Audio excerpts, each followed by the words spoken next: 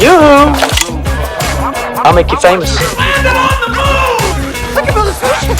You're not any good. I am good. No! God!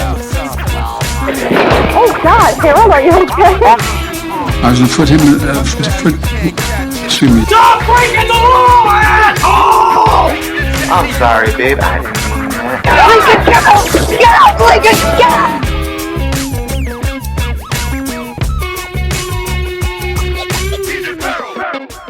Okay, here we go on LSD podcast, episode 3, Lincoln Sharp discussions. Happy New Year. It is the 2nd of January 2024. I am here in Bangkok, Thailand. And my guest today, well, he's been a part of my life since, I think, 2015, when I went down the conspiratorial rabbit hole. Like most people, you would have stumbled across my next guest. Mark Sargent is on LSD. Welcome, Mark. Hi, and thank you very much for having me. And by the way, it's only January 1st here, because you are ahead of me. I'm 15 hours ahead of you. Yeah, so 7 p.m. Your time, I think. No, it's 4 p.m. my time. 4 p.m. Sorry, 7 a.m. my time. See, it's 7 a.m. my time. Happy New Year. What did you get up to? Did you see in the new year? Nothing. Absolutely nothing. I avoided it like the plague, mostly because I'm apprehensive. I mean, look, I'm just grateful that 23 is done, but 24 coming in, most Americans know that this year is going to be really weird, and we should probably talk about it a bit. But yeah, but anyway, the point is, I didn't do anything. I watched a Korean limited series called Bloodhounds about Korean boxers that became henchmen for the mob. It's weird. It is weird. Yeah. I want to say I'll look into it, but I probably won't. Don't. No, that's okay. Don't. No. I'm only watching it because, again, since the pandemic, I've run out of things. If you've heard any of my things, I've run out of things to watch. I'm older, so I've tapped out on every streaming service you could possibly think of, and I'm not going to order Disney Plus. I'm not going to do it. Okay. So, but I've done everything else, and I've run out. Speaking of, if I've heard any of your stuff, I've heard pretty much all of your stuff since I discovered your online presence in, I think, 2015. I was bored. I've got a very similar story to you, actually. Okay. I grew up in a Pentecostal Christian church, Christian background. Sort of left that circle for a while over just stupid reasons, but never lost my faith. Never lost my faith in God. And yeah, 2015, I think it was, when I was, when you could find things worth watching on YouTube, right. When it wasn't so censored. I think I come across Eric DeBay's research first, like most people do. I've heard you say that quite a few times. Many times. And then I discovered your work. Someone had compiled it into a single documentary called Under the Dome. You've mentioned that quite a few times, I think. Right. And right. So I started listening to that. Okay. First of all, you presented it extremely well. The clues. So I started going through that. Then I looked up the source. So I found you, and then from there, my life has changed considerably. And back then, you were amazing. You were handing out your phone number constantly. And I'm like, oh, I'm going to try. I'm here in country South Australia. I'm going to give you a call. And you answered. I'm not sure if you remember, but you answered. I said, Mark, it's Lincoln from South Australia, mate. I said to you, is this thing real? And you went, it is 100% real and is gaining momentum fast. I'm like, wow, okay, tell me about it. So you got me to tune into Strange World on TFR back then. Is it still Truth Frequency Radio? Is that still where you broadcast from mainly? No. After 7 years on TFR, Karen and I broke off, and she just does it through her channel now. And so we broadcast actually in more things now than TFR ever did. So we simulcast on BitChute and Brighteon and Rumble and all that sort of stuff. But yeah, we were on TFR for 7 years. Yeah, that was a good run. I come across some other presenters via that channel as well, and you would constantly say they're great people to work with and to host your show. So shout out to them. Mark, can you, for my listeners, can you break it down for me? Tell me a bit about yourself and also where the people can find you as well. Thanks. Sure. My name is Mark Sargent. I am an author / public speaker / part-time cult leader, and I got into Flat Earth out of sheer conspiracy boredom back in 2014 when I was living in Colorado. And, I was out there teaching proprietary software for 20 years and never got married or had kids. And so I had a lot of free time on my hands and pretty much went down every rabbit hole you could think of and pretty much finished the internet at one point and looked at just about every conspiracy known to man. And I still wouldn't look at Flat Earth. That's how bad it was, right? I looked at every conspiracy you could think of. Flat Earth, nope, not going to touch it. So I wasn't getting any younger. So I decided, okay, I'll take a look at this. Sure. Why not? It's a bucket list thing at this point. And in 2014, I thought I could finish it in a weekend. And 9 months later, I'm staring at my machine going, I obviously am doing something wrong. So I decided to make a series of videos. Didn't even really have much of a plan. And I called them the Flat Earth Clues. And it was basically a cry for help on my part, which was like, okay, I don't think it's a globe anymore. I can't prove the globe in a court of law. Here's a series of videos why I think we may be living in some sort of snow globe, some sort of planetarium, terrarium, and tell me where I'm wrong. And because of that, I did the smartest thing you could ever do, which was put all my contact information on the internet, including my physical address, my full name, date of birth, phone number, everything. I still don't recommend women should never ever do that, and men really shouldn't do it either. But I did, and people started calling me and saying, yeah, it's not nuts, and here's why. It's like, what? Exactly what you said to me. I just like, what is this? And you said that this is real, gaining momentum. It's not nuts, man. Like, this is happening. No, and it just kept building and building and building to where subject matter experts were getting involved and celebrities were getting involved. And then other people were creating content. So and now to where the first 3 years we were doing it, like 2015 through 2018, we were YouTube's binge topic. YouTube was recommending us hard to where I mean, it's like no matter what you searched for, it's like tractor maintenance. Oh, really? Here's 3 Flat Earth videos, and we're going to recommend for you on the side. And people. And finally, somebody got involved with YouTube where they're like, yeah, this probably isn't a good idea. So then they took their foot off the gas. They didn't kill the channels, but they definitely they took the monetization down, I think like 70%, which was just brutal for some of us. And here we are 8 years later. And, I don't know how many conferences, how many hundreds and hundreds and hundreds of meetups. And books and endorsement stuff, and if it wasn't for the pandemic, we could, let's put it this way, in 2019 all the way up to the beginning of 2020, we could do no wrong. We were absolutely golden, and then the pandemic hit, and we couldn't do conferences, and we couldn't do meetups, and I couldn't do international travel anymore. And it's like, oh crap.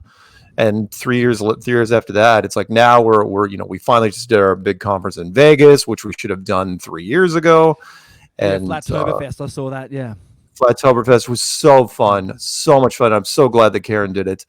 It was it was great, and I was so proud of her. She's one of the few female. There's lots of women in Flat Earth. That's the weird part. Like when we went to the conference, 40% of the conference was women. However, it's different to be a woman in Flat Earth and a woman who's willing to put herself out there as a Flat Earth content creator. Right. Because, the trolls are way more harsh to women on the internet than they are men. Way, way, way harsher, which is why Patricia got hit as hard as she did. So speaking of Patricia, like I said, discovered you guys in 2015. So I guess if you got into it 2014, happy anniversary, 10 years for you. Would that be right? Yeah, this will. Well, I don't officially I'm not gonna take okay. that decade long thing. The clues were first done in February of 2015. So this February, wow, I got on early. I was right in. I was at the startup crew, man. That's good to hear. You were. But it'll be 9 years this February, and but technically, I was looking into it in the summer, but I didn't build anything till February 2015. Yeah, cool. So Patricia, she sort of, like you said, fell victim to trolling and sort of has disappeared. Then she come back on a side channel for a while there. I guess my algorithm said, you may know, but haven't seen her for years. How is she? What's she doing? And are you guys still in contact? We haven't been in contact for a couple of years now, and that it's mostly because when I'll be as candid as I can here. She went up to London, right? She was trying to hook up with a guy named Antonio Subarez, and she was gonna marry him. And she's like, okay, sure. And he was one of ours. And that the whole thing just fell apart. So she moved back to the States. After moving, she committed. She spent like 30,000 American to ship all her stuff over there via freight, and then ship it all back after it all went south. And she condemned the relationship so hard to where she wanted everybody in Flat Earth to blackball him. Basically, she wanted the kids to pick sides. Right? It's like, okay, you're either with him or you're with me. Yeah. Yeah. And if you're not with me, we're not talking. And it was like, look, no offense to Patricia, but she was a Flat Earth interview person. She didn't make isolated Flat Earth videos. She interviewed a lot of people, and she was on different things.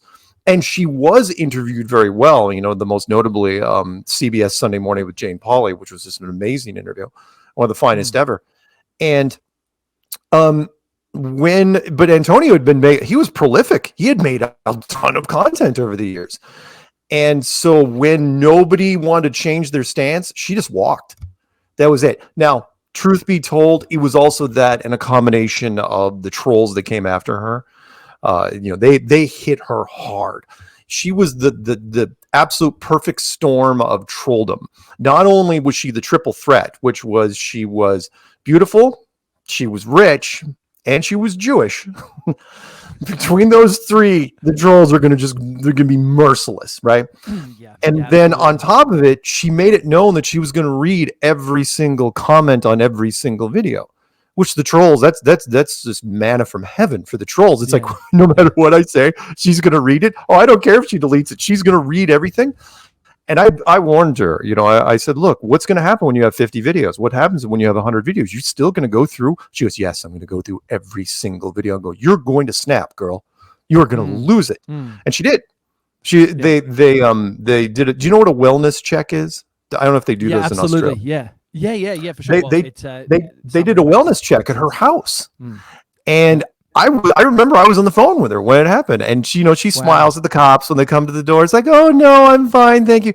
Shuts the door, and I can hear this, F this. It's like, I'm done, and she burned her whole channel down. Go on. Yeah. Anyway, long story short, Patricia's not gone. She could still, I suggested on air a couple times, she could have gone to Flattoberfest, been welcome with open arms. There's tons of people out there, and I kept all the interviews we ever did on my channel. So there's a whole section of Flat Earth and Other Hot Potatoes with Patricia Steer on my channel.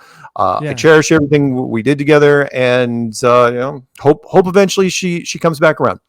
We'll see. Great episodes as well. They're worth looking up if people want to check that out. So what's your channel for people to find you on YouTube? What's the best? Oh, on YouTube, seriously, if you want to make it easy, just go into any search engine and type in Flat Earth Mark.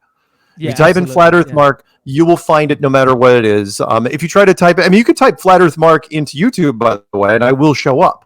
But you could type that into anywhere, and I will show up. Don't try to look for Mark Sargent or anything like that, or Flat Earth and Mark Sargent. It's going to be tougher. Just Flat Earth Mark, you'll find it. Yep, and that's where people can start on the flat Earth clues. Yeah, is that what you call Yeah. them? The clues.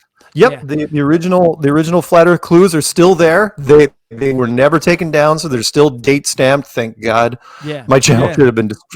should have been destroyed so many times for medical misinformation.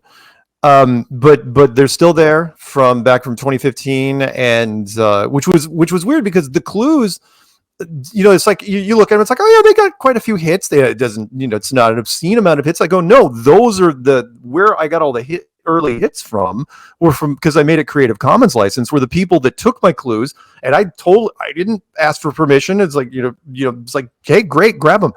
And they compiled them into on their own channels. So one's called "They're Hiding God with the Greatest Lie Ever." One is called "They're Hiding God with the Biggest Lie Ever," and another one's called "Under the Dome Full Documentary," which I still have never talked to these guys. Whoever these three individuals are, they got millions of hits right away. Millions of hits. And that's where I come across it. Then I chased you down. Yeah. Yeah, I mean, like Daryl Marble, he was now one of them, again, the click chasers. They were some of the first generation click chasers. Under the Dome Full Documentary, that was a bit of a ripoff from the Stephen King television series Under the Dome.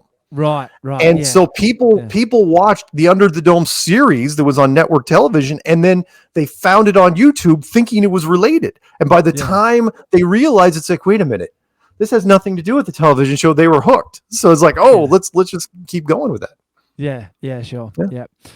Well, 2023 is done. Can you give me 3 highlights of the year, or lowlights? 3 dot points, 3 majors. What's happened this year for you before we move on to 24? 23. Okay. It was the year that the Ukraine war was a media focus point, and then the Ukraine war took away the focus point from the pandemic, and then the Gaza thing took the focus point away from Ukraine. So, like Zelensky's looking for stuff now that, he's looking for money, and people are like, Zelensky who? It's like, you couldn't get this guy off the freaking news, and now he's having a hard time, asking for lunch money.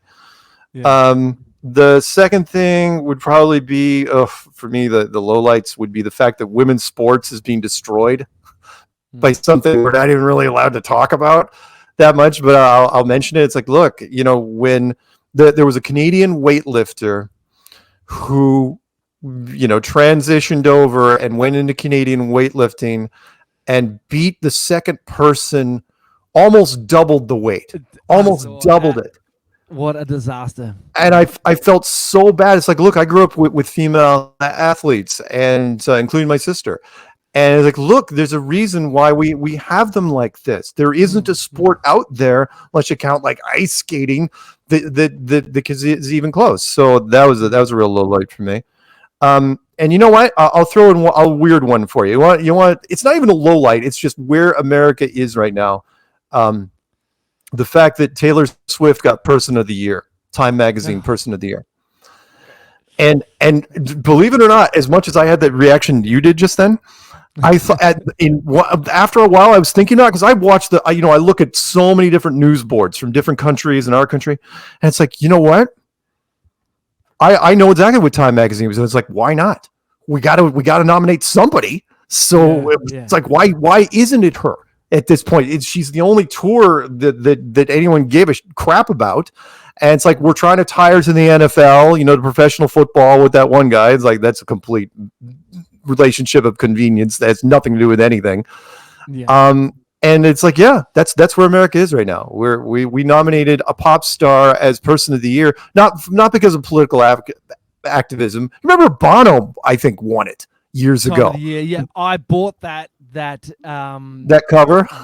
That cover. I was in America. I was coming home from America. Man, that would have been maybe 2002 or 3 around then, I think. I was in America at a Christian camp over there for 6 weeks down in Atlanta, which was awesome. I had such a good time.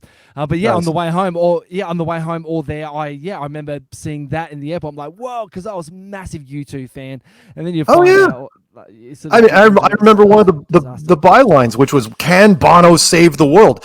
And it's like, and it's like, yeah, I know he's an extreme activism. I think it's a bit much, little heavy-handed, but that's fine. With Taylor, it's like, yeah, Taylor had a good year. Did she deserve Person of the Year? Because remember who last year's was? It was Zelensky. Oh no! Oh, It's like that's where we've gone. Those You know, videos of him dancing like Beyonce and the girls in the single ladies leotard. Is Oh. that real? Is he an actor? Is he in performing arts? Or are those videos very, very? No. They're absolutely real. Wow. He is Wow. an ex. He might as well have been a Saturday Night Live cast member for Europe. And which is why, some of our actors went over, like Sean Penn went and visited him, and Ben Stiller went and visited. Right. Oh man, they worship him with the. Doesn't Sean Penn give him his Golden Globe or his Academy Award or something? Something like that, yeah. Something from my home into your home. Interpretation. He's an actor. He's an actor He's an slash actor. puppet. Yeah. He is. He's absolutely an actor. He's just a puppet that is. Come on, it's a proxy war. Everybody knows it. On our side, I think the special ops guys are just laughing at home because the guys like me and a lot of other guys, it's like we know it's military, the U.S. and the SAS, from the UK. We know it's those guys. That's all. That's all. They're the guys that are doing the stuff. But again, Russia isn't going for it. Kudos to them. The fact that they were going to be the obvious villain, but they didn't take the bait. They're like, no, we're just going to take notes. We'll get to you eventually. But right now, we're not falling for it. Do you think whoever is running this world has convinced Russia, Ukraine that they're actually buddy anyway, and it's all just a distraction for what is really going on behind the scenes? Like, I've heard that Hillary Clinton's daughter Chelsea is best friends with Ivanka Trump, and they babysit each other's kids, and they're. I mean, is it all just a show, or do you have some? It appears not every level is for show, but yes, there's way too many pictures of. I mean, when it comes to politics, oh boy, it's kind of like Hollywood rules. There was a wonderful Mel Gibson line that he talked about. He goes, "The thing about Hollywood, you want to know how to survive in the business." He goes, "You got to remember that the guy you screw over tomorrow is probably the guy that's going to screw you in a couple of years." Right? Yeah. Everybody's out for everybody else. So when you see Trump in the same pictures with other people, with Democrats and Republicans, and you see, people, the Obamas hanging out with the Bushes, and sure, why not? Because at certain levels, and I don't want to get too deep into politics, but look, it is theater. Shakespeare, all the world's a stage. And when it comes to politics, American politics, the whoever's president, it's not that, it's not that they're elected, they're selected, right? They are merely their own press secretaries. That's all they are. In fact, their level of clearance, I'll give you a quick story really fast. Their level of clearance is so low compared to other people. I mean, they barely crack top secret when it comes to levels of clearance. Eisenhower, I consider the greatest president, the last great president of any influence that we had back in the, he was the guy that ran the Allied forces during World War II. And then after World War II, it's like, wow, why can't he be president? Sure, why not? So he becomes president. And the story goes, and I love this one. It's quick.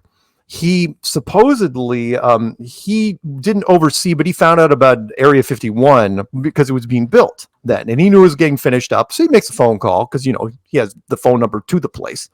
He calls up, he says, "Hey, I'd like to come out and take a tour," right? And they told him, "Well, sorry, you're just president now. You don't have clearance to come out." Right? Wow. Now, okay. I know, right? And because this is a guy who used to be one of the few 5-star generals in the history of generals here. And his response was, as you can imagine, somewhat terse because he was bent out of shape. It's like, he started to develop a facial tic, and he was like, "So here's what's going to happen. I'm going to call a couple of my friends. One of them runs the 1st Army Division. and we're gonna take a little field exercise, and we're gonna come out to Nevada, and we're just gonna see it for ourselves. What do you think about that? Right? And then after a pause, that's the rumor anyway. And the pause was, that finally Area 51's like, yeah, fine, you can just come out and see it. It's like, yeah, of course. But he was the last guy that could pull those sorts of strings. Sure. But the point there is that the second he became president, his clearance level went from here down to here.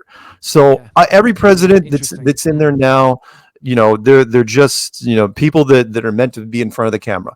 We have learned that slowly but surely. Come on, Trump was. I don't care whether you love him or hate him. I don't vote, but he came from reality television deliberately. Right? It's like we.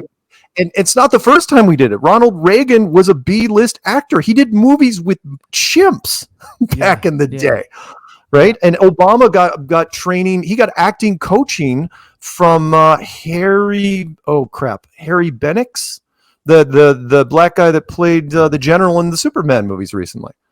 Yeah, right. And it's like, that we've gotten better and better and better, which is why I'm surprised that Blue Team doesn't put forward a full-blown actor. Instead of, seriously, Oprah could step in 2 seconds. George Clooney, almost all the actors are Blue Team. Yeah. So you could pick them for whatever reason that it's not part of the plan. Anyway, sorry, I rambled. Yeah, for sure. No, this is great. Now you've just reminded me of something. Today being the 1st of January 2024 in the United States, the list, the Epstein list, is supposed to be released today.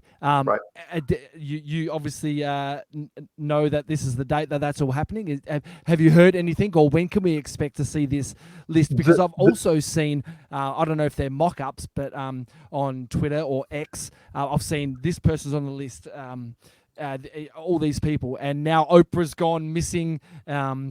Or tried to escape with 200 million and all this. So is this mock-up list that we've seen a little bit of so far, is that the 177 people that we can expect in the next couple of days?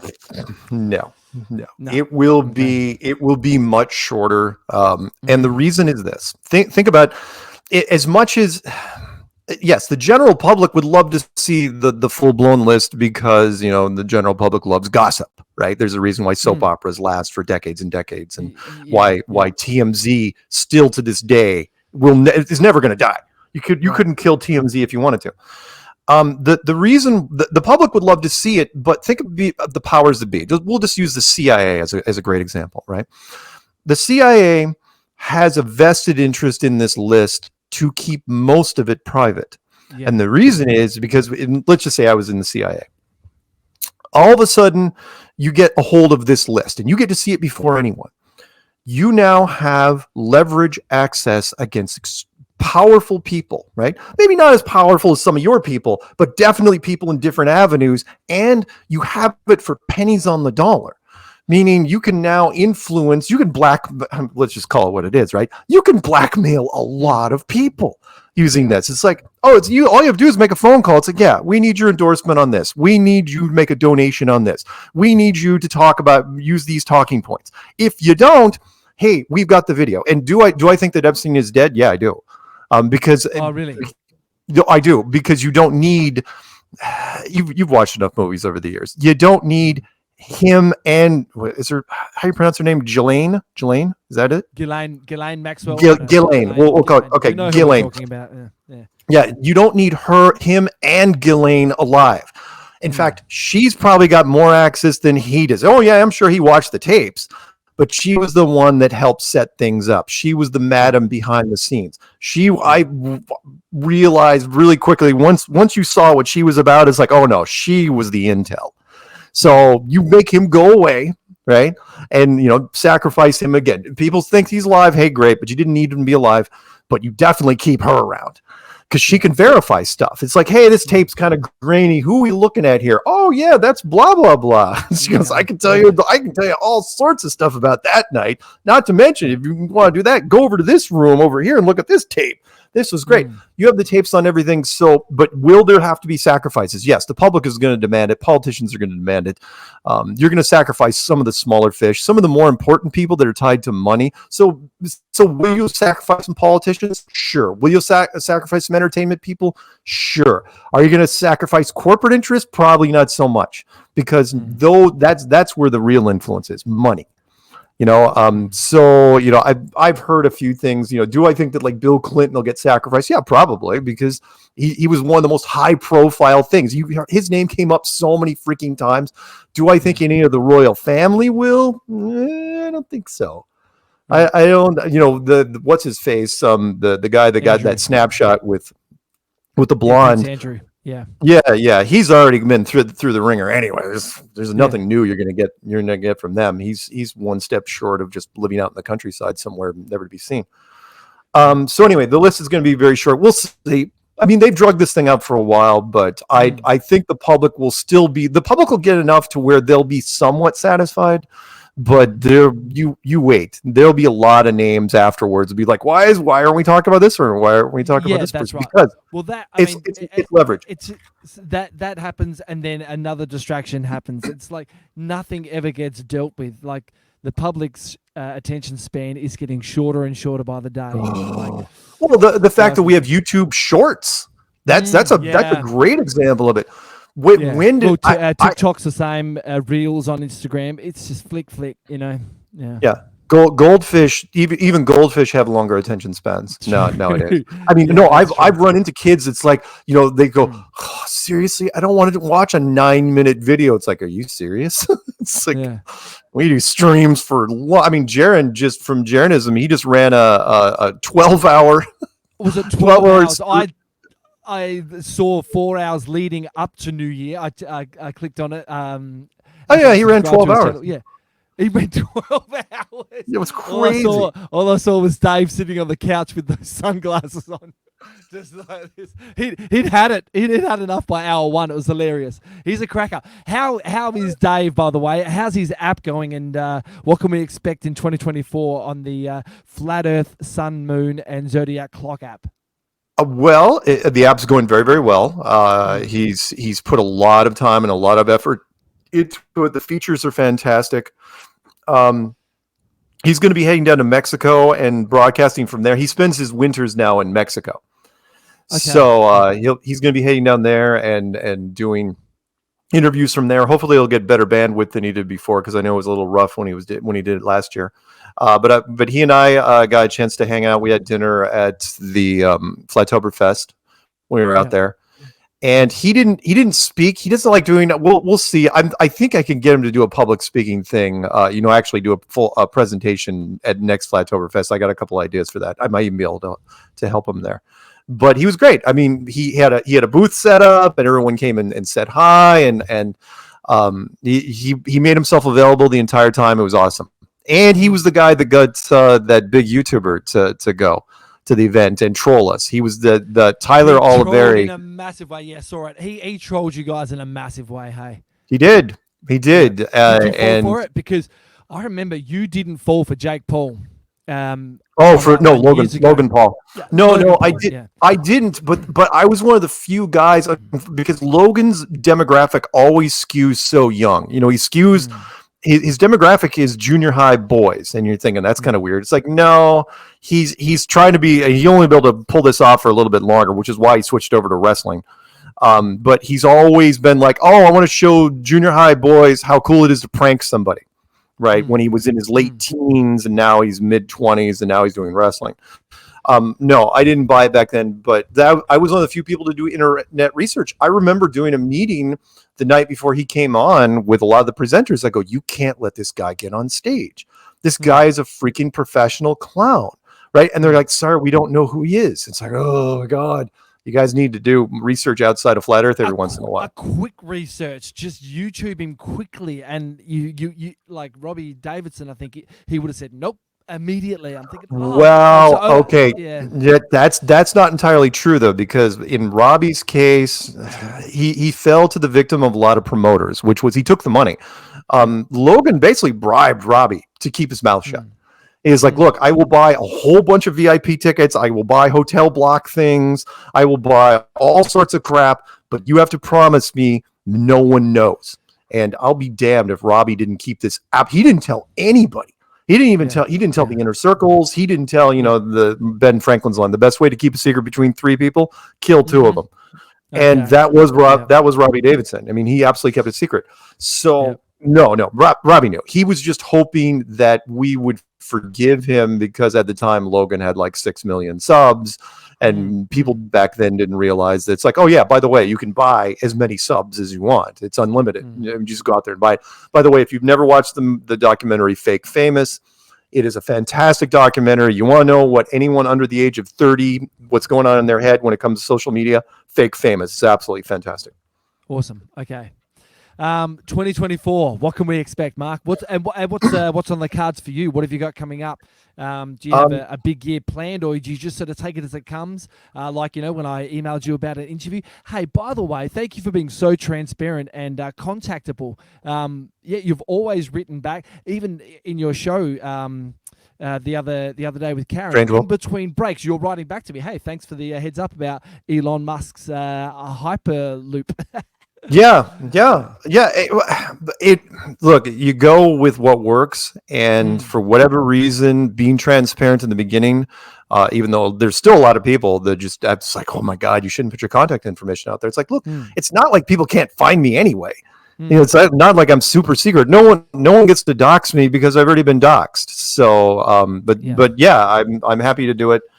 And as far as the plans for personal plans for 24. Nothing really huge right off the bat. I'm just gonna, again, if I live long enough to write an autobiography, it'll be called Unsolicited, because I don't have to call people just call me. The first trip I'm going on, in fact, I just booked the flights for it. There's a group doing, people do take me out to Flat Earth meetups, so I'm doing a Flat Earth meetup in Utah, which will come up, and it's like, it's a paid thing where people like pay to come to this dinner where I'm going to be at. So that'll be kind of fun. And then after that, we'll see. Yeah. But so this is what you do full time since 2014, 15. You went from software programming into content creating. Yeah, it is full time. And I mean, I was lucky enough, again, if you're not married, you don't have kids, and you made some decent investments over the years, it's not like I'm hurting. But at the same time, I remember there was this lady, a producer from True Television. She told me back in 2015, she saw the writing on the wall, and she's going, she goes, you got to make yourself mobile. She goes, get out of Colorado, put your stuff in storage, hang out with family, because you're going to be going different places. She goes, you're going to be moving around. Be prepared to travel. And it's like, wow. And she wasn't kidding. And I felt so bad for her, because she goes, this is absolutely could be a reality show. Absolutely could be a reality show. And they fired her for it. She was like, she went to the pitch meeting. I had a full-blown sizzle reel with like myself and Jaron and some of the old timers from back in 2015. Patricia wasn't even on that sizzle reel. And you can imagine, right? The lights come up and the VP is like, so Rebecca, a word in my office, right? And that was it. She was done. Wow. And you fast forward, and she kept coming to our conferences to when finally Behind the Curve came out on Netflix. That same VP called her and said, I am so sorry. Wow. I am so sorry. We had no idea. But it's tough. Like we've had people that have tried to turn Flat Earth into a reality show for a number of years. The latest being Kelsey Grammer, the actor who's got his own production company from Frasier. And he goes, look, we absolutely can do the show. That's not the problem. You can build a show all day long. Who's going to distribute it? Right? What network? Unless it's pointless to do a show unless you have a network willing to air it for you. And in his case, he's like, look, I was going to front all basically all the funds for it. But I could not find, even with my connections, I couldn't find the distributor for it. Anyway, so 2024, there is only one thing that's going to be at least except for possibly the infrastructure implosion that may happen in the United States. And like you said, there's lots of distractions everywhere. But the biggest circus, without a question, will be the election. Everybody's been waiting for it. We're now officially, as of today, in the election year. And it is going to be, you don't, well, maybe, I mean, I'm sure you've got a kind of an inkling of what's happening, but I've never seen this country so polarized in all my life. Everybody self-identifies by either red team or blue team. Are you Republican? Are you Democrat? Are you Trump? Are you Biden? And it is, the hype has already started, right? Which is, neither side. Here's where it gets weird, right? Trump doesn't have to do a whistle stop campaign because he's going to be in the courthouse steps pretty much the solid part of the beginning of this year. That the court, him being dragged into court, that is just a distraction and a way to keep him off the campaign trail. That's all that is. But what's weirder, here's the part that's freaking people out, is Biden's not campaigning. Well, he's your incumbent president, right? Going for re-election. Why aren't there banners everywhere? Why aren't there Biden 24 bumper stickers everywhere? And that is because and you probably heard me say this, or maybe you haven't. There's this secret little thing that's happening behind the scenes where, and initially it started as a rumor last year. And 2 years ago, I would have just laughed you out of the room. But the rumor is that before the Democratic convention happens, Biden will be replaced by Gavin Newsom, the governor of California, or Michelle Obama. Yeah, I knew you were going to say Big Mike. Yeah, that's crazy. Yeah, and you say, well, you know the story behind that. It's like, yeah, and as much as that sounds like a joke, it's like, okay, what's the punchline? It's like there is no punchline. The punchline is the media's not laughing about it. They're not even talking about it. Normally, the blue team media would jump all over this and say, you're never going to believe what the Republicans are believe now, right? Michelle Obama. And the reason why they're not laughing about it or talking about, one, because they get the orders from on high not to talk about it. But the other thing is, from a blue team standpoint, it's a good idea. It's a really good idea, because if you get Michelle, you get Barack. And it means Barack is technically in the White House again, even though he already ran his 2 terms. And it is a nightmare for Republicans, because, like, what are you talking about? She's not a politician in any way, shape, or form. You might as well run Trump's wife, right? If you're run anything, she/he hasn't done anything. But everyone's waiting for this punchline to happen. But it's going to take months before it does. But the fact that the Gavin Newsom did an actual television debate with Ron DeSantis recently from the governor of Florida, and on television, like, why is he debating Ron DeSantis? Nobody wanted to talk about it. Why are they debating? What are they going to? What were the topics? Oh, general crap. State of the Union. Yeah. Do people actually tune in and pay attention? Well, that's just it. Some people did, but it wasn't really advertised much. I think it was to do a quick canvas in real time of how because Gavin's rusty, right? He hasn't been on the national stage. It's like you can imagine, right? These are the meetings that happen behind the scenes. Like, we need to get this guy on TV. All right, let's get him with DeSantis, because remember, they're the backups. In case something happens to Trump, DeSantis is the guy. Everybody knows that. Yeah. And in case something happens to Biden, well, we don't know who the guy is. Yeah. Right. Yeah, that's right. Yeah. Well, why not Gavin? And so the question is now, where everyone, again, we won't know until the last minute, will Gavin be president and then Mike would be VP? Yeah.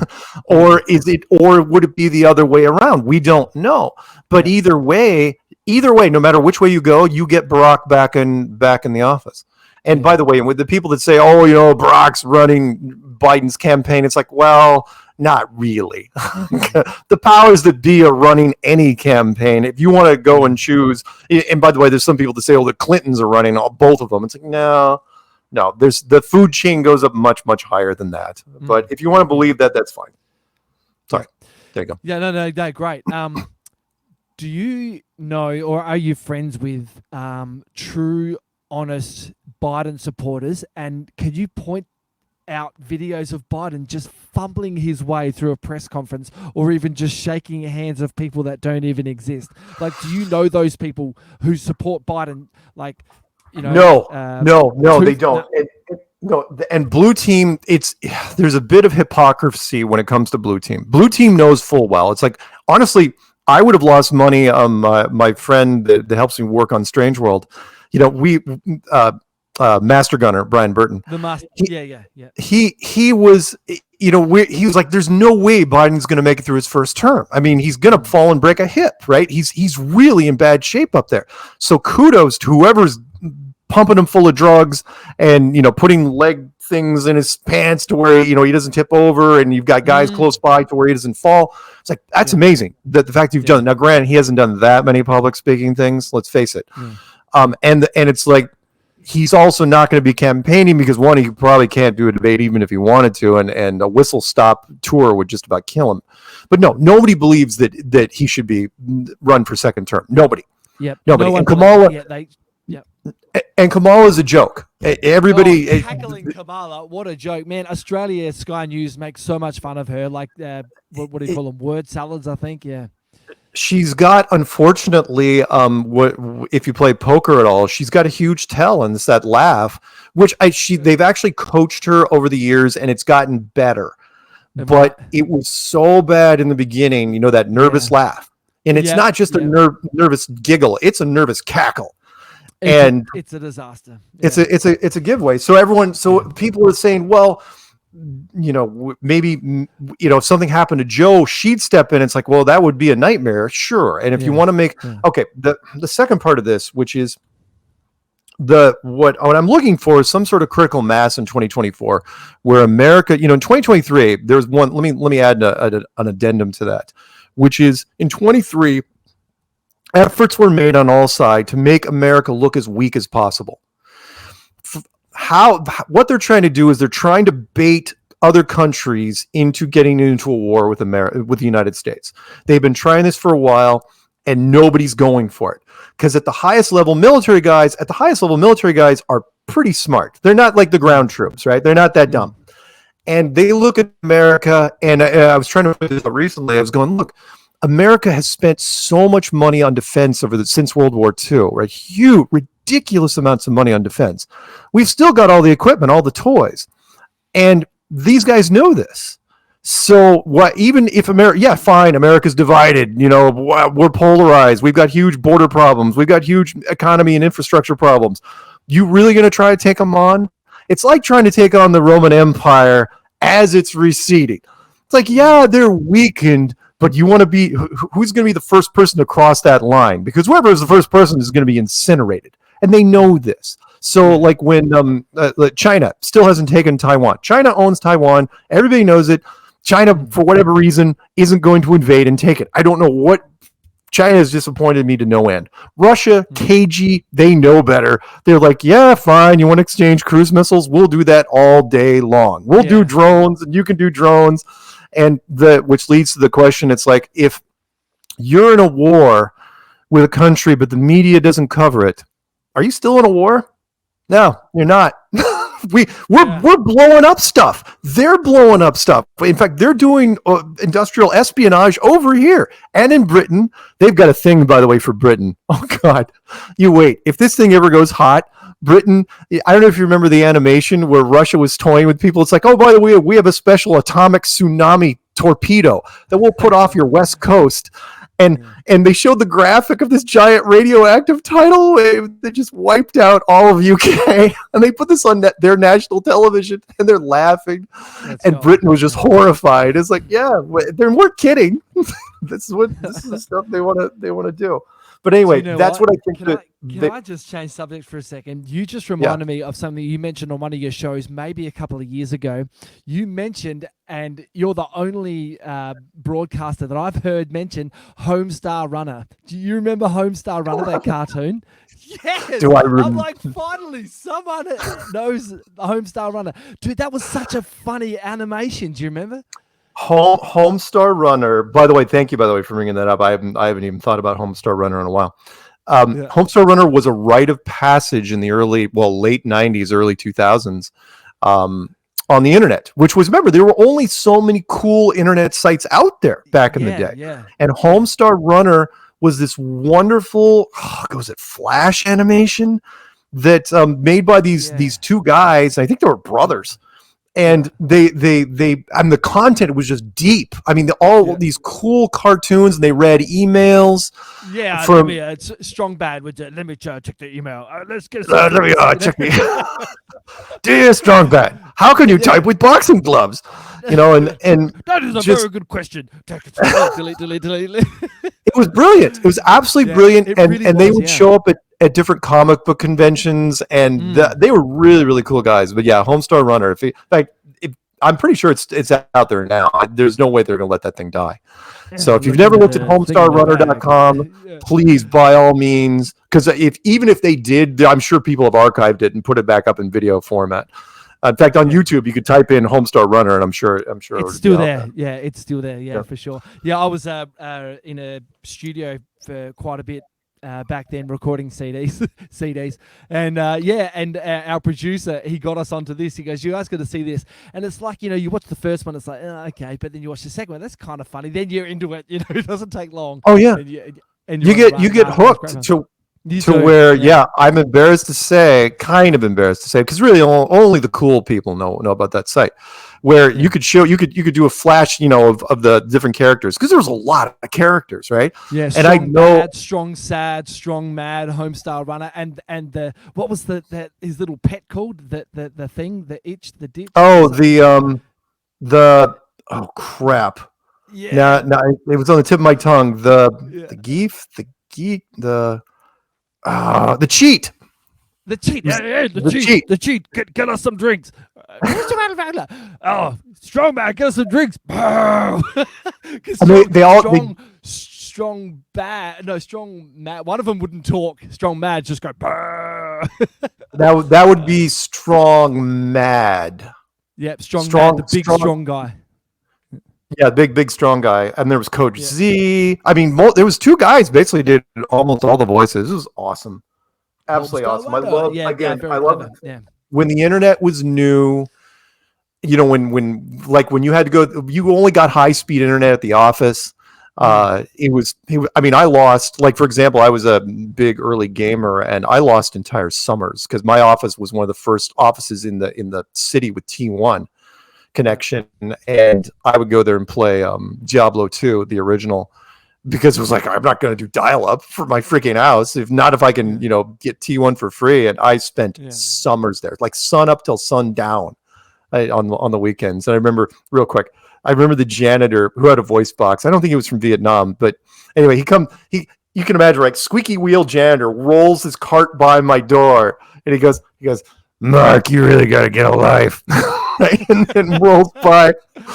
You're in a bad shape when the voice box guy gives you that sort of life lesson. Yeah, sure. I remember you saying quite a few times, as you did now, you could actually finish the internet back then. Yeah. But you know what? When I left school, man, in '96, I was in year 10. Then I started my apprenticeship. I'm from country South Australia, from Bordertown. Yeah. And we had one computer with dial-up internet, and that was it. That was in our library, and you could get the encyclopedia or whatever the website was called. The search engine. Yeah, one computer when I left school had the internet. Yeah, man. So we were sporty. We grew up on farms and land and playing sports, and yeah. It was. I was lucky enough to where when I moved to Boulder, I worked for tech companies. And so they were always, cutting edge, whatever it was. And new stuff was coming out like every couple months. It's like, oh, yeah, we're upgrading to this. We're upgrading to that. And then finally my neighborhood got high speed. It's like, oh, it's a freaking dream. So what year was that when high speed internet was accessible for you? For me at home? Yeah, well, at Bulger at work, yeah. Oh, not until about 2002, I believe. Okay, yep. Yeah. 2002, 2003. That's when it transitioned over. Up until then, I had to hear the handshake like everybody else, with my 33.6 modem, my 44.4, and everyone knows. Everyone, all us 80s and 90s kids know that sound. I remember you speaking quite a bit about. you bought a night vision goggles, yeah? When let's look up, let's see what's going on. By the way, I admire Crow 777's telescope work. I mean, who would have thought back then, 2013-14, when he was shooting the moon for almost 5 years straight? Who would have thought how important and significant that is back then, yet alone today, because people still go back and watch the firmament wave, Absolutely incredible footage. But I remember you saying quite a few times that, you bought yourself some night vision goggles or a scope. So what have you seen? What stood out to you looking at the sky? All this inspired me, by the way, to buy a P900 and do the same thing. So, yeah. Oh, nice. Again, what happened was there was a British guy on television, or maybe it was an online video. I think it was television though, and it was towards the end of the interview, and he was in silhouette, and I was okay, it's a little sketchy. We're gonna do that silhouette altered voice thing, but at the end, he's going, "You want to see some weird stuff? Just get some night vision. Start looking up." And I'm going, "Oh, that sounds like a wager." So I went on Amazon, and I bought like 3 or 4 different kinds. I returned the ones I didn't like, and finally got these ones from Belarus, because the Russians make excellent night vision. Now, only recently, only in the last 2 years, is the Americans finally, in the civilian market, you can go on Amazon and buy decent night vision all day long for like $150. But I grab a pair of night vision binoculars, and I was like, all right, and I go out there. Waiting for, Boulder sky, beautiful, hot, mountain sky, very, very clear. And, I'm starting to look, and it was kind of like the movie They Live, where you look up there and the sky's just crawling with satellites, right? At least I thought they were satellites. And the first night I was going, it's like, wow. I had no idea. I mean, moving it's fast or just creeping away. Well, most of them were moving at a fairly consistent rate. Like there was some sort of speed limit involved up there. And then I'm going, okay. And by the second night, I was like, I'm getting kind of bored of this. It's like, how many satellites can I actually watch? And I remember thinking this as I'm watching one move from south to north, and it slows down and it stops. I'm going, wow. What are you doing? What are you doing, little buddy?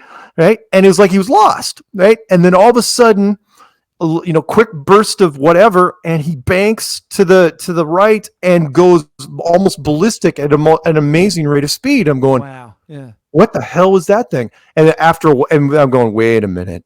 I'm going, what is all this other stuff up here? What are these things? Are these actually satellites? And the more you stare at them, the more you realize that I don't even know if any of them are satellites for the most part. I think they're just commuter traffic. I mean, in fact, a lot of them seem to be following the highways, our highways, using them as road markers, north-south, going at a fairly decent clip. During the early evenings, I would see something called driver's ed, where you see these V formations, where sometimes as little as 4 and sometimes as many as like 12, and they'd be banking and careening all over the place. Of course, there's no sound, and also keep in mind they were at least twice as high as normal aircraft. And I was Boulder, the Denver airport was really, really close. It was only like 40 miles, due east of me. And so I knew what the incoming traffic of planes were. Incoming was coming from the north, outbound was going from the south, always, right? And it's like, this was not them. I mean, it was very easy to tell. This was not airplanes, and it was not birds, and it was a perfectly clear sky. And I went out there, this is way before Flat Earth, and I went out there every night for years watching this stuff. Didn't record anything because my night vision didn't have a record capability, because apparently the platform was different. But it was incredible. And to where I was going, I was laying on my back like at a soccer field in the snow, like at 3 a.m. Just looking up, just looking up, going, this is, I mean, because you never get tired of it. All you do is see one, and then your adrenaline's up, and it's like, oh yeah, I'm going to be up for a couple more hours at least. Wow, that's cool. And yeah, and it's super and fun. So only visible through the night vision goggles. So if you took that scope down, could you see lights at all, or No, faintly? with the exception of, and I think that's deliberate. I think for the most part, and people forget that when it comes, and Steven Spielberg actually hinted at this in Close Encounters of the Third Kind, which was really cleverly done, where in the towards the end of the movie, a bunch of ships all of a sudden arranged themselves in the form of the Big Dipper, and the whole Big Dipper moved as one across the sky, because when you're looking at them, they look about the same size as stars. Yeah. And that's deliberate. I think they have to be at that altitude. And what I was getting at is that, look, if you have a spacecraft or aircraft or whatever it is, the big kicker here is, don't forget that they're like cars. Cars work just fine when their lights are off. Get it? See, if you have a car and it's absolutely silent, no one's going to see, and you turn your lights off, who's going to know if you went by? Yeah. And airplanes always make sounds. Helicopters always make sounds. These things don't make any sound. They run on some unified field engine, and so they run absolutely silently. And why would you ever look up? All human tech, though, right? All human tech. Nothing's coming into this realm, and nothing's leaving this place. Well, I wouldn't go that far. And now, to be fair, do I think they're from Mars or Venus or Saturn? You've heard me probably say this before. No, I don't. But do I think they're from older civilizations that predate our own? Yeah, sure. I mean, again, I've said this since minute one, which is we're not the first people to rent this apartment. Why would you? Why would you? It'd be a waste, right? Why wouldn't you? Every civilization. Look, our unbroken history only goes back about 5,000 years. But there's remnants and ruins of stuff that goes back way, way older than that. Way, way older. I mean, come on. The Bosnian pyramids, the real pyramids, Machu Picchu, Puma Punku, just about every place they ever visited on Ancient Aliens, way, way older. And so did they have advanced tech? Yes. But I think only one group is allowed to be on the surface at any given one time. Kind of like in a class in high school. When you graduate. You graduate. You got to go. You got to leave. You can't be at school anymore. Seniors, you got to go. We got to bring in another class. Okay. So. Unless you flunk and no one wants you around anyway because people are laughing at you. Oh, well, there's that. Sure. Hey, crop circles. What's your opinion? What's your experience? Have you interviewed or spoken to anyone with any sort of knowledge that I might not know about? Because I'm pretty interested to know how they're made, what they are, who made them. Do I think they're real? Yeah, I do. They're real, 100% real. Oh yeah. Despite how they're done, some sort of energy device, no question. I mean, you're bending the stalks without breaking them, and some of these formations are huge, ridiculously huge. Yeah. The biggest one I ever saw, the most beautiful I ever saw, was Milk Hill, and it covered about 500,000 square feet. Over kind of a rolling terrain. It wasn't even perfectly flat, to where one end of the terrain you could not see the other end. It's like and it was a series of interlocking circles, and it was just absolutely beautiful. It's like, look, you could give me Photoshop in a week. I couldn't draw that, let alone go out there with whatever. But the brilliance of crop circles, and you know when the scapegoat is too obvious, which was back in the 90s. I remember when this happened, there was these drunk guys from England and I remember it was a newspaper. Brothers. Yeah, that offered anyone 50,000 pounds if they could make a crop circle. Well, that's in the early 90s. That's a lot of money, right? In the 90s, that's $100,000 in American today. That's easily. It's like, what guys wouldn't do this? So they went out with ropes and a board, made one of the worst crop circles I've ever seen in my life, and the media jumped on it deliberately. They said, "Oh, well, there you go. All the crop circles was obviously made by these guys." It's like, what? What are you talking about? The Milk Hill one alone. Not only is it hours away from these guys, but it would take a team of who knows how many people to get that done. But again, that's what, to this day, and I remember was it Linda Moulton Howe? She said it was one of the finest pieces of misinformation you've ever seen in your life. She goes, because once because the general public wanted to believe in something like that, which was like, oh, it was obviously he's drunk. To this day, I mean, seriously, to this day, I still have people say, oh no, wasn't it those drunk British guys from that pub? It's like, they're still happening. I'm pretty sure those guys are dead now. So who's doing them now? And there's this Not only that, but there was one of you want to look at it. I'll send some pictures to you after the show. And nobody talked about this. Forget about crop circles. Have you ever seen crop writing? No. Oh my God.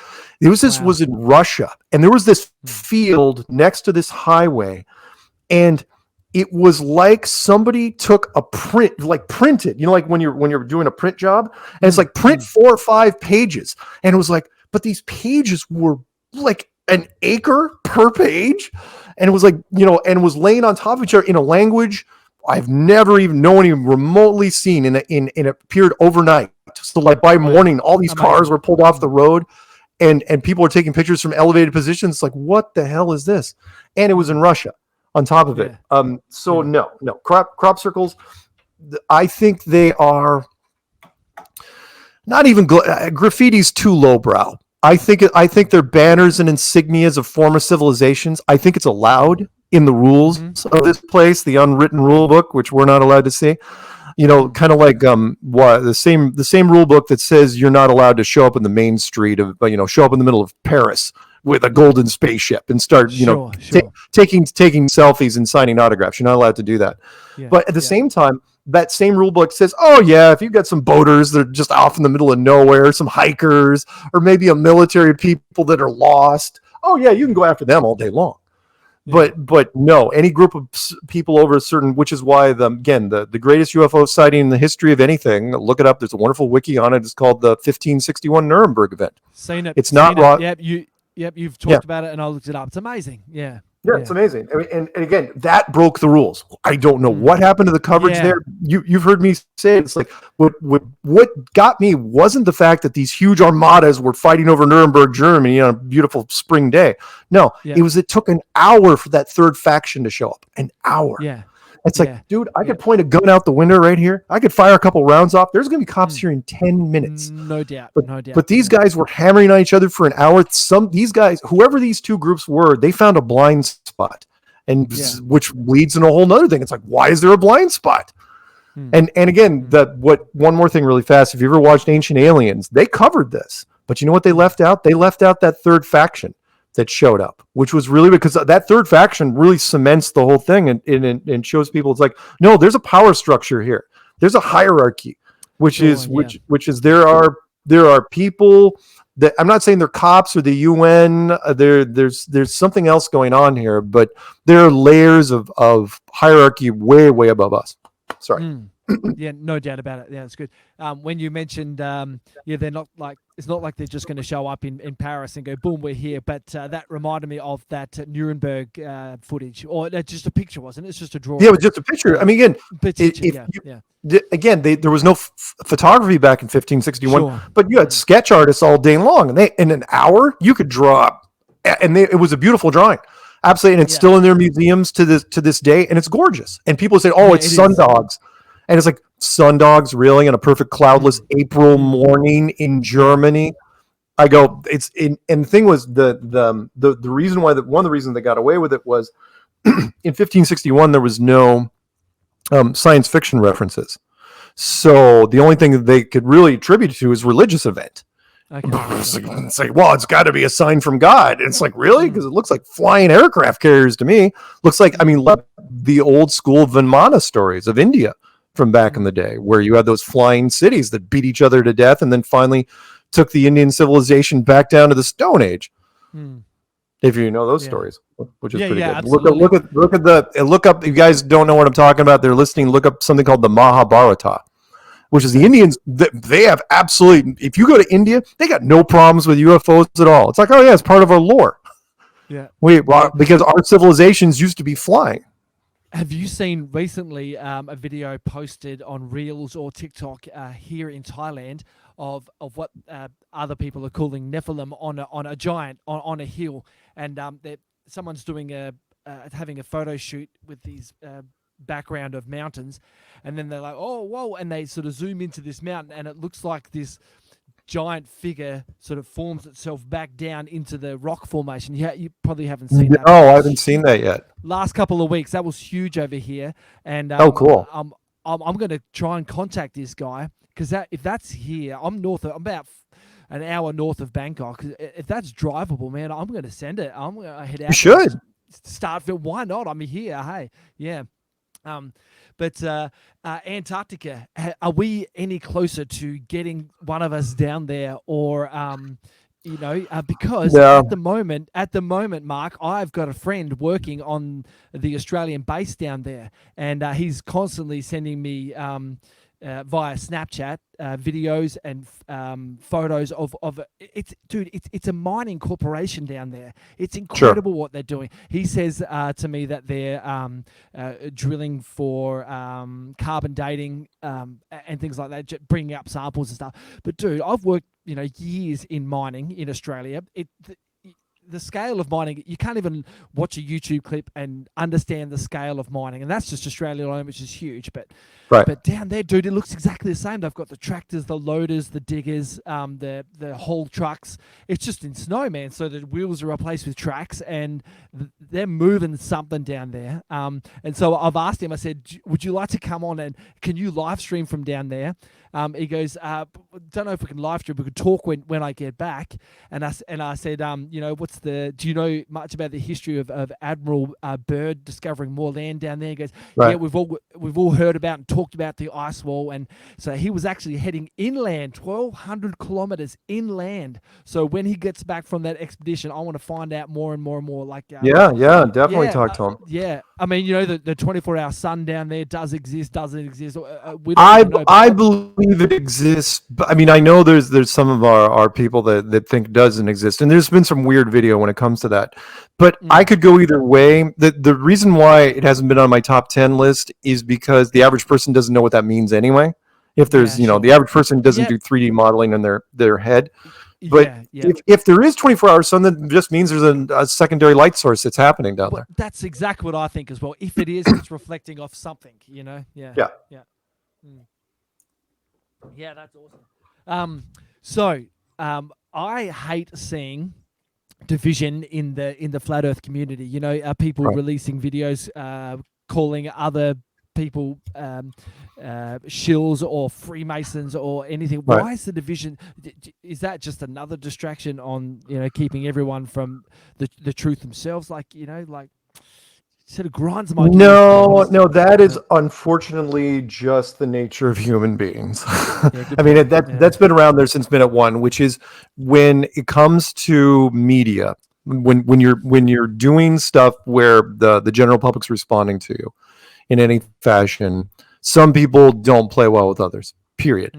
I mean, come on. Matt Boylan was a great example back in the day, where some people absolutely do not share the spotlight. Eric Dubé, great example of that, Eric's like, well, it's not my way, it's nobody's way. Everybody else is condemned except for me. Yeah. Do I think there's actual shills in flat Earth? No. You don't have to have actual shills in flat. Do I think we're infiltrated? Sure. I mean, if you're a government agency, you absolutely want to infiltrate flat Earth. But do you have to have any of those people do content creation? No. You don't have to, because there's so much division already. It's just how it is. Think about also this: when you open minds up with a flat Earth level, right? And when flat Earth cracks a mind open, it becomes so open that you want to plant your flag anywhere and you want to hold on to that like grim death. And people don't like, and who are we to judge? It's like, look, I can't shoot down any flat Earth ideas for the most part. It's like, there's some I don't like as much as other. And gradually, people tend to gravitate towards different camps, which is why I said in the documentary, it reminded me of that Life of Brian clip so much, where, Brian drops the shoe, and it was just this innocent dropping of the shoe, and then people were looking at the meaning of it, and you saw religion forming based on the shoe, the interpretations of the shoe. Yeah. And that's where that has not changed for us. But luckily for us, though, at the end of the day, the common enemy is still the globe. So that, I mean, really, without that, no, we would have torn each other apart, absolutely shredded each other. So, like when we did the conference, for example, there were people at the conference that I haven't talked to in a while, probably not going to talk to for a while. But at the same time, we're all same team. So yes, there is fighting behind the scenes, but it's not the fighting with terminal intent, if for lack of a better term. You know, I try to tell people, it's like, are you worried? It's like, no, I'd rather have an army that was, taking shots at each other inside the camp than sleeping, right? You want an army that's not bored. If that's all you're worried about, that's killer. Yeah, if they're getting into scrapping in the yard, as long as nobody's dying, let them scrap. It's like it's because when they're scrapping, practice, man. yeah, their mind is really, really moving. And we've been looking, and it really helps us in some ways because we look for targets. We have a hard time finding decent. Our weakness right now in Flat Earth is we don't have enough decent opponents.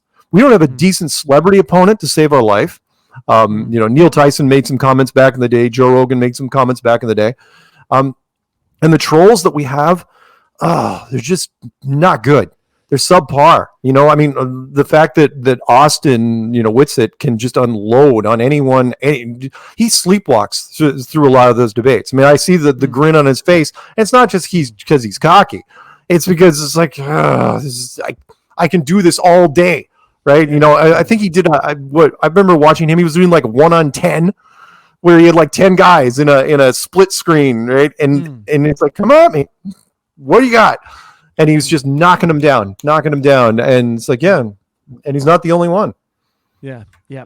So is there anything that in the conspiratorial circle that gets you stumped? It's like, well, okay, this one's going to take some research. Is there anything that pulls you up and really gets your attention and makes you want to, chase it? No, actually, since Flat, I mean, nothing that I could do anything about. I mean, of course, I'd love to, the obvious silly stuff. I'd love to take a tour around Area 51. I'd love to see the Nightmare Hall of the Dulce, New Mexico base, if that even exists. I'd love to do a lot of things, but is there any conspiracy that no, because I had done so many by the time I got to Flat Earth. And then once you get to Flat Earth, everything else just kind of loses its luster. You know what I mean? Yeah, so I'll talk about, let's just say 9/11, right? Every once in a while with somebody, but there's only so far I can go with it because in the end, we're only talking about a few buildings in one city in one country. Right, compared to Flat Earth, which is everything. And so like when 9/11 people got mad at me, when they were saying you're taking away from the greatest lie that there ever was, I was going, really? Is it? Compared, I mean, how can you hold a candle? In fact, the only thing bigger than Flat Earth would be the meaning of life and the identity of God. Really, because it's directly related. Everything else is literally under the umbrella that's in there.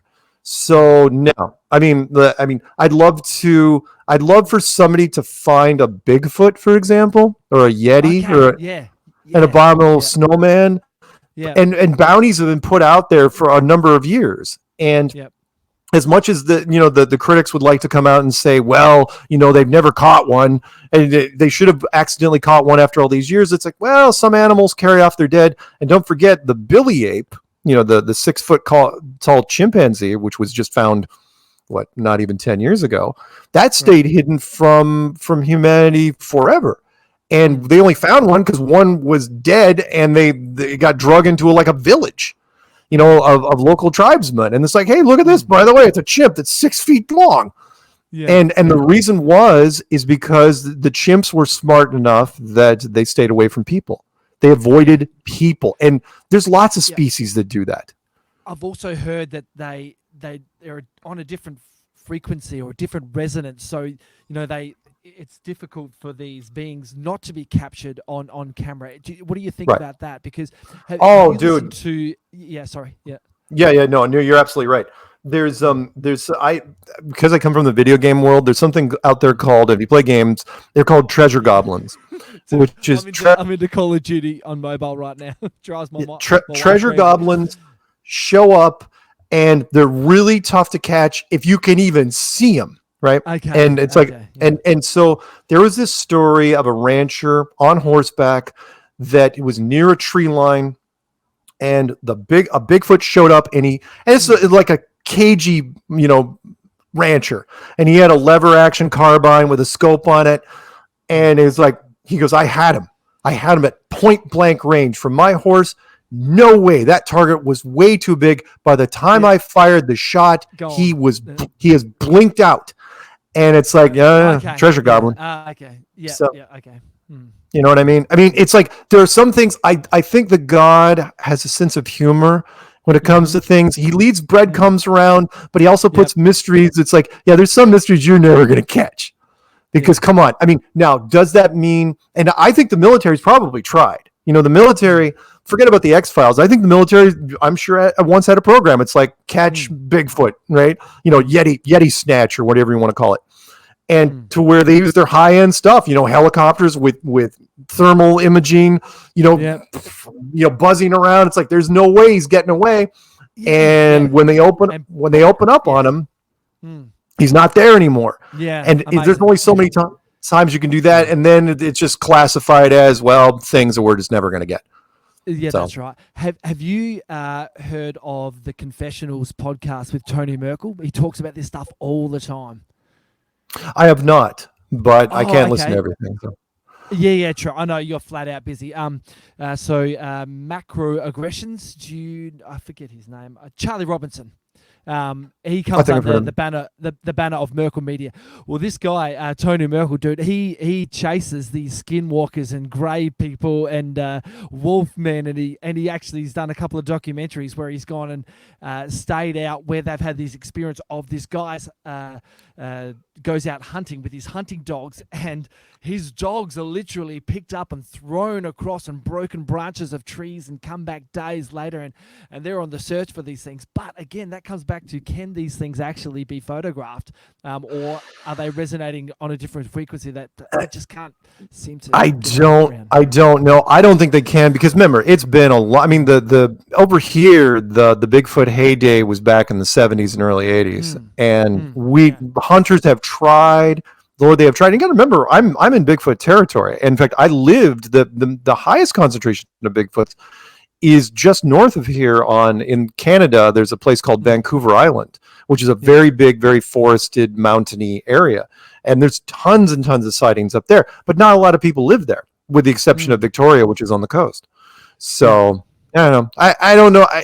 I just think it's one of those things where it's never meant to be found. It's meant to be, signs and wonders, one of those mysterious things that keeps people a fun distraction that people can talk about. Yeah, that's cool. Karen's pretty passionate about Bigfoot. Yeah, I hear her talk about it a bit on your show. Yep. It's great. Yep. How did you come across Zulu One, and who were the other regulars, like the Peanut Gallery? How did you form this little circle? It just, like anything, it just kind of happens when a show kicks off.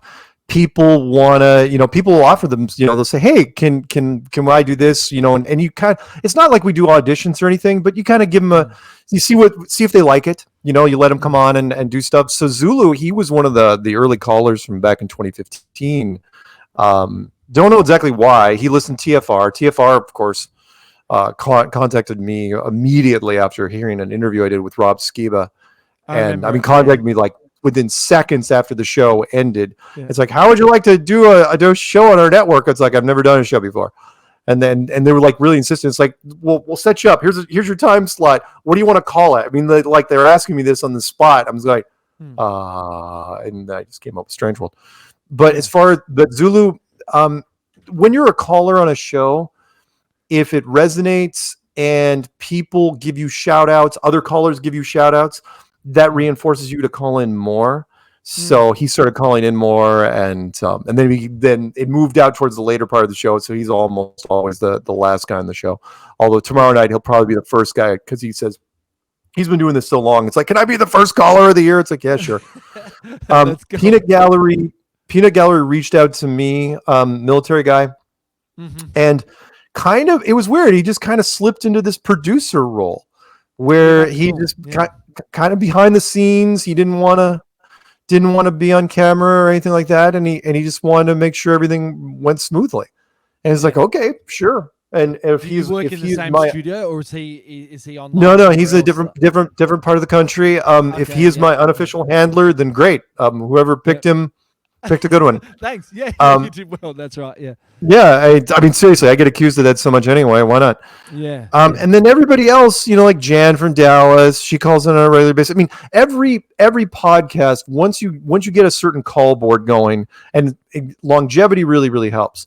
Once they know you're going to keep going, they want to be part of it.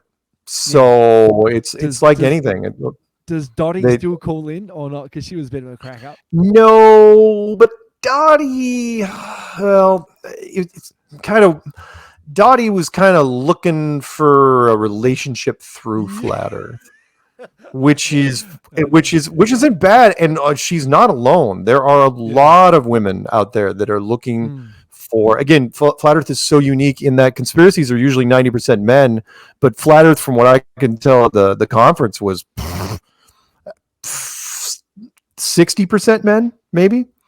And I mean that's a big swing, and so when I don't even have to ask him anymore. But when I used to ask, it's like, why are you here? And most women are like, because it's an Flat Earth is a happy thing, it's a positive thing, it's upbeat. There's a message of hope inside it. It's not this dark and sinister thing where the government should be overthrown and stuff like that, where everybody talks like Batman. And have you seen Pete Holmes? Have you seen Batman? Have you seen his? Have you seen him firing the Joker, firing Aquaman? Have you seen that guy who mocks Batman the way he talks? Hey, Aquaman. Have you seen him? No. Oh, I'm gonna send you a couple of clips. Yeah, send it to me. Oh, dude, he's a comedian, Pete Holmes. He's been doing it for years, but he really mocks the Batman voice.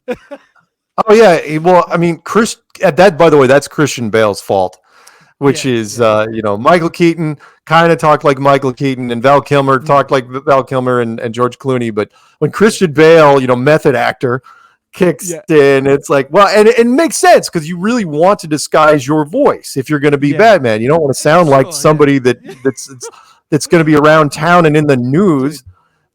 So anyway, everybody. You're gonna lose it if I'll have to send you this clip. Yeah, send it to me. I will remember, but I'll pop up my thing because I want to make sure that you get the those crop writing. Yeah. Anyway, great. The crop. Yeah, the crop writing, but the Strange World crew just kind of formed like anything else. Again, when you do something for 8 years, it'll be 9 years, I think, in April for Strange World. I mean, come on, we're on tomorrow night is episode 440, and that's a weekly show. Way 440. Yeah. 440 weeks. I remember you were on a live stream with Jaren, Rose, and Dave when SpaceX was doing the launch. And by the end of it, you guys just could not break it apart anymore. It's like, come on. If people haven't woken up watching this, then you're never going to wake up, Do you remember that stream you were on? The 20, it's funny you mentioned that, by the way, because there's a saying that I throw out there every once in a while, which is conformity builds empires. And the reason why they roll out these programs is because they've already run the numbers, they've done the modeling, and they know it's going to work for a lot of people. Sort of like with the pandemic. I mean, the United States is like, look, 72% of the people in the United States fell for it. You know what I mean? When it comes to the space program, it's easy enough to do because you've got the added bonus in the United States that people want to believe in it. It's not that they just blindly believe in it. They also are invested. It's like, I want to believe that space is this wonderful place, where Star Trek happens and Star Wars and Stargate and Battlestar Galactica and everything else with freaking star in the title. They want it. And so try to convince them otherwise. It takes some doing. Or again, the line you probably heard me use where Dana Perino from Fox News, she said it best. When she was asking her opinion on the moon missions, she goes, I believe in the moon missions because I'm a patriot. Okay. And that line was very well put in that she was saying, if you know what's good for you, you believe what the government tells you. Now, granted, she was a press secretary for the Bushes, so she knows better than anybody that particular message. But yeah, that was basically it.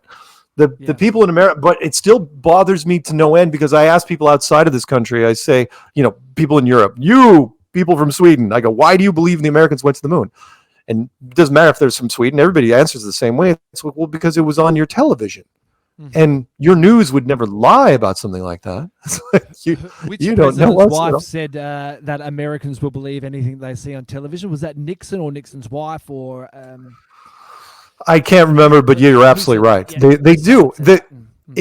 Because up until now, up until very recently, if it was on, why would there's mistakes that are made in movies and television, entertainment all day long, right? There's dedicated websites.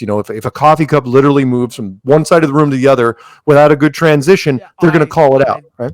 I'm annoying to watch movies with because I'm always like, see that? Yeah. People, and the reason why it even happens is because to save money, production studios shoot out of sequence. So it's like, okay, we've got to shoot all the kitchen scenes today, right? So we're going to, or this week. The problem is they have to go back for reshoots. Well, that time the kitchen's already been torn down. So you have to put the kitchen all the way back together. Even like you said, to the kettle and the coffee cup. Or I'll give you another one really quick, which is the one of the most famous ones, which is the original Lord of the Rings, Fellowship of the Ring. In the first theatrical version, and you can find it out there, when the hobbits are leaving the Shire, there was a road in the upper right-hand corner with a white car going through it. And it actually made it to the theaters. And you're thinking, and the reason why was because you're thinking, well, it went past all the editors, all the sound editing. That particular scene was probably watched by thousands of people before it got to the theater. Why did they miss it? Well, because they were focused on the hobbits. There's your misdirection for you. You're looking at the hobbits. You're not looking at what's happening in the corner. Oh, by the way, there's a car driving through. When they shot it, it would have been about 2000 back then. It's like, oh my God. So same with Braveheart. Apparently, there's a Volkswagen Beetle in one of the fighting scenes in the background on Braveheart, and one of those war movies. Someone's wearing a wristwatch, things like that. There you go. It happens all the time. But in fact, you go to moviemistakes.com and they've got tons and tons and tons of them. But what about Episode 4 in Star Wars, where the stormtrooper walks through the door and the archway's too low and he goes, "Donk." Did you see that? Oh, one? sure. Yeah.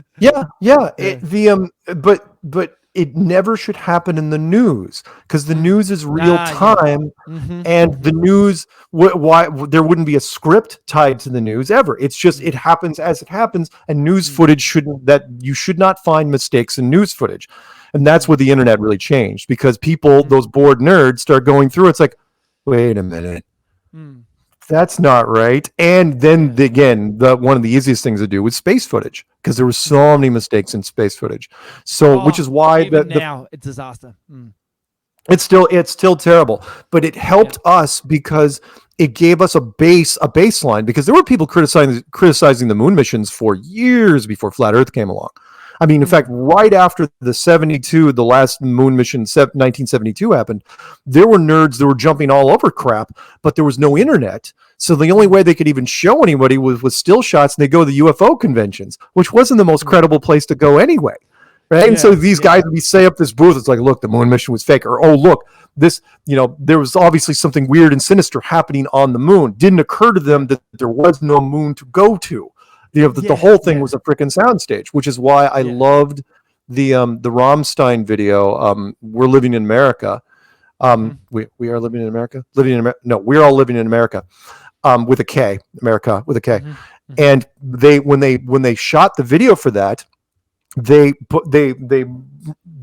went to an old burned out factory, visqueened all the windows to make it perfectly black, brought in perfect 4 inches of ash, and then hired the company that made the exterior of the actual NASA suits, the cloth exterior.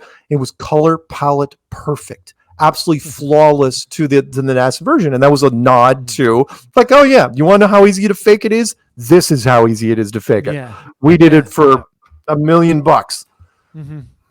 So yeah, crazy. Mark, I'll let you go. We've been going for about an hour and a half now, man. I just want to thank you for your time so much. Is there anything, can you just let everyone know once again where they can find you? Where's the best place to see you on a weekly basis? Where they can find the clues, all the rest? Easiest place to find me, honestly, is just go into any search engine, whatever you want: Google, Firefox, Mozilla, YouTube, Rumble, BitChute, Brighton. Just type in Flat Earth Mark, kind of like Flat Earth Dave, because I don't know if he stole that from me or I stole that from him. Either way, but it was smart because it gets past the algorithms. You type in, if you don't just type in Flat Earth, you type in Flat Earth, it's going to send you into mainstream stuff and debunking stuff, and type in either Flat Earth Dave or Flat Earth Mark. You'll find me. And if you've never checked it out, seriously, check out the app. You go to Flat Earth Dave, or I can back that up. It's brilliant. Yeah. It's a great app. I shouldn't have waited. I waited like a year before I got it, and it's a fantastic app, and it's really helped us. It's the sun, moon, Flat Earth, Sun, Moon, and Zodiac Clock app. That's it. Yeah, it's brilliant. It's a long title. Yeah, it's great. Yeah. It is a long title. He regrets it, doesn't he? but my parting shot for anyone that's listening to this is, because you're probably thinking, my God, the man is absolutely mental. It's like, look, don't take my word for it. I'm not here to convince you, to persuade you. I'm just here to put the idea in your head and let you deal with it the way you see fit. Don't take anything I say as absolute gospel. In the end, do your own research and ask questions. We have a 99% retention rate. That's higher than organized religion. Why? Because I wasn't the one that broke down the globe for you. In the end, it'll be you. And if you broke down the globe, how can you put it back together again? You can't. In fact, I know of one guy, and we still don't know where the hell he went, one content creator that absolutely, said, oh no, and that's because he was trying to build his own flat earth map using some distance calculator between cities, and he was going insane trying to make the everything line up, and he finally just snapped and lost it. I don't know what happened to him. He's British. Anyway, do you remember his name? The channel was called Tiger Dan. Tiger Dan 925, which I believe stands for Daniel chapter 9 verse 25. Okay. No one actually knew his name, which was weird. Patricia interviewed him once. It was weird. Yeah. He had the worst lighting ever. It looked like he was in a gulag somewhere. It was absolutely just dark, like he had like a 20-watt bulb somewhere, and it's like, oh my God, it was haunting. Do you know what the worst lighting ever? No, not really, but some really bad example of a bloke who doesn't know how to light his own studio was Karen's recent debate on debateism, on journalism with that guy. Oh my God, that was horrible. That was horrible, wasn't it? It was so frustrating. Oh, it was great to watch Karen lose it, because she's not miscomposure when somebody starts screaming at her. But it was great because he had a window next to him, which was really his only secondary light, and it started getting dark. And so the colored lights behind him, which looked like a UFO, it just looked like the UFO was getting closer and closer to his head. Yeah. Oh my God. Yeah. Don't get me started on that. Yeah. Anyway, but thank you for having me on. It was thank you, Mark. It's been absolutely awesome, mate. And I look forward to chatting with you again soon, and steering more people towards your channel, man. It's been great. Thanks very much. Thank you.